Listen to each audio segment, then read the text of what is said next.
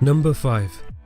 As most MMA fans are aware, that UFC Heavyweight Antonio Silva may be the only fighter who has a legitimate reason to use testosterone replacement therapy, as he was born with a condition known as acromegaly, which causes low testosterone. Since USADA was implemented in the UFC, TRT was banned. He hasn't looked like the same fighter he once was. He is 1-4 in his last 5 fights. Number 4. UFC Welterweight Eric Silva has never been caught using performance-enhancing drugs, but his physique looks different now that USADA has taken over. He lost his last 2 fights against Nordine Taleb and Neil Magny. He is 2-3 in his last 5 fights. Number 3.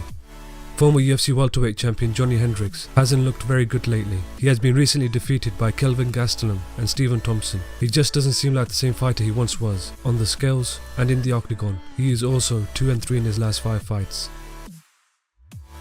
Number 2.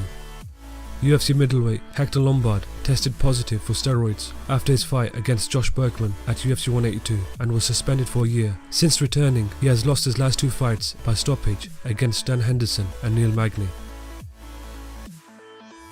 Number 1.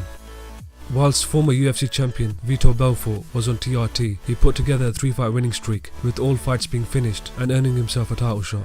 When USADA was introduced, TRT was banned. In his title fight against Chris Weidman, who was the champion at that time, there was a huge difference in his physique and his performance. In the fight, it showed a slower and aged Vitor Belfort. After his recent loss to Jacare Souza, it's very tough to see him being competitive to the level he was before.